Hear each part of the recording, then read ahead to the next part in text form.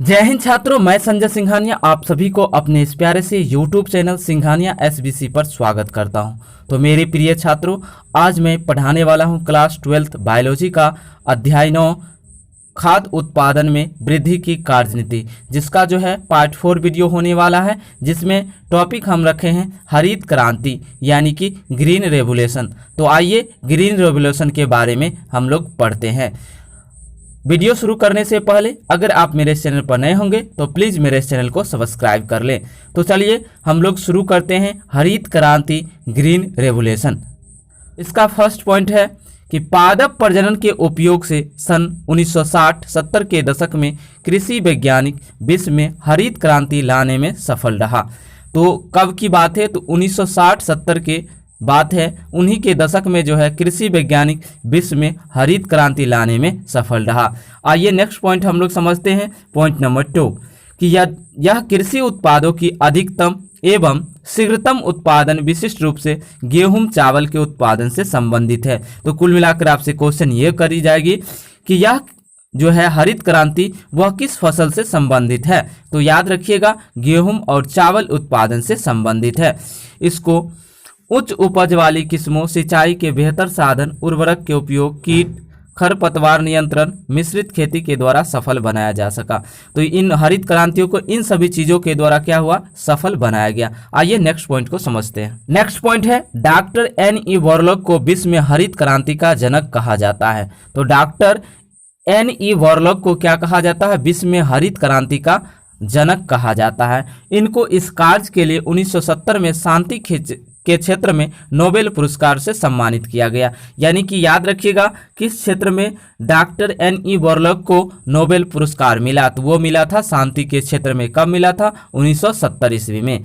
आइए हम लोग पढ़ते हैं भारत में हरित क्रांति ग्रीन रेवोल्यूशन इन इंडिया। तो भारत में हरित क्रांति का विकास कैसे हुआ, इन सभी चीज़ों के बारे में हम लोग पढ़ेंगे। तो याद रखिए यहाँ विश्व में हरित क्रांति का जनक किसे कहा जाता है? तो डॉक्टर एन.ई. वॉरलॉक को कहा जाता है। अगर भारत में पूछा जाए कि हरित क्रांति का जनक किसे कहा जाए तो वो है डॉक्टर एम.एस. स्वामीनाथन। चलते हैं भारत में हरित क्रांति से रिलेटिव बातों को समझते हैं।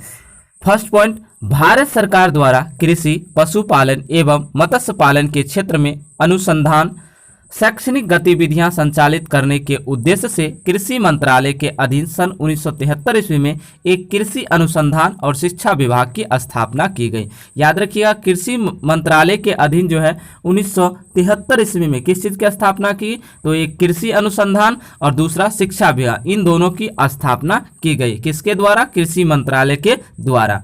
आइए दूसरे पॉइंट को समझते हैं। इस विभाग का प्रमुख कार्य कृषि, पशुपालन, मत्स्य पालन के क्षेत्र तथा इससे संबंधित सभी क्षेत्रों में कार्यरत राष्ट्रीय और अंतर्राष्ट्रीय एजेंसियों के विभिन्न और संस्थाओं के मध्य सहयोग बढ़ाने में पूरी मदद करना है। तो इस विभाग का क्या कार्य था आप लोग समझ गए। नेक्स्ट पॉइंट हम लोग समझते हैं। इस विभाग का सबसे प्रमुख संगठन भारतीय कृषि अनुसंधान परिषद है। जो इस विभाग बनाएगा उसका सबसे प्रमुख संगठन कौन हुआ? भारतीय कृषि अनुसंधान परिषद, जिसके विभाग द्वारा सरकारी सहायता, सेवा और संपर्क सुविधा उपलब्ध कराई गई। नेक्स्ट पॉइंट हम लोग समझते हैं। नेक्स्ट पॉइंट है कि डॉक्टर एम.एस. स्वामीनाथन को भारत में हरित क्रांति का जनक कहा जाता है। इससे पहले में हम बता चुके थे कि डॉक्टर एम.एस. स्वामीनाथन को क्या कहा जाता है? भारत में हरित क्रांति का जनक कहा जाता है। वहीं पर विश्व में हरित क्रांति का जनक डॉक्टर नॉर्मन बोरलॉग को कहा जाता है। और एम.एस. स्वामीनाथन ने उन्होंने नॉर्मन बोरलॉग के साथ मिलकर गेहूं के अनेक अर्धबौनी किस्मों का विकास किया जो पानी में झुककर गिरती नहीं है और अधिक उत्पादन करती है। नेक्स्ट पॉइंट हम लोग समझते हैं। हरित क्रांति के अंतर्गत गेहूं और चावल के अनेक उच्च उत्पादन वाली किस्मों का विकास पादप प्रजनन तकनीक के द्वारा किया गया। यहाँ पर बात आ गई कि पादप प्रजनन, तो हरित क्रांति का जो विकास हुआ है वह किस क्रिया के द्वारा हुआ है? तो पादप प्रजनन क्रिया के द्वारा हुआ है। और अगर फसल की बात पूछी जाए कि हरित क्रांति किन फसलों के उत्पादन में वृद्धि से हुआ है, तो याद रखिए गेहूं और चावल के उत्पादनों में वृद्धि से हुआ है।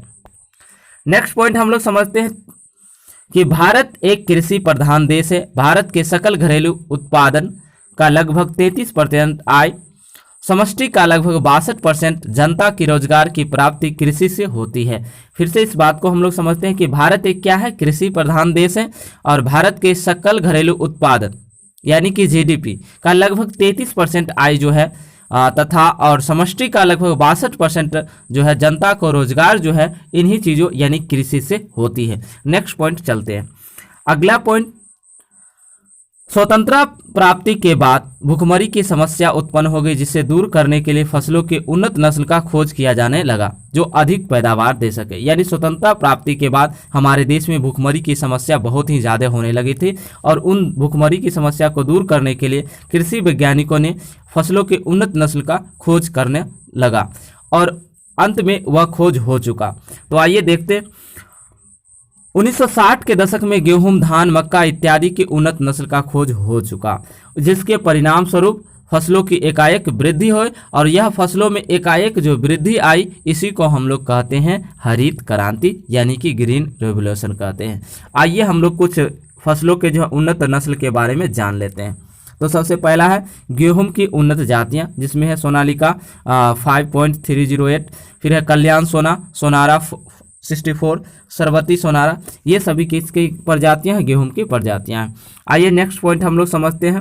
मक्का की उन्नत जातियां, जिसमें है शक्ति, गंगा 5, गंगा 101, अंबर इत्यादि, ये सारी किसकी उन्नत जातियां हैं, तो मक्का की उन्नत जातियां हैं। फिर हम लोग लिखे हैं धान की उन्नत जातियां, धान की उन्नत जातियां में साबरमती, जया, पद्मा, रत्ना, बाला, कृष्णा इत्यादि, ये सभी क्या धान की उन्नत जातियां हैं।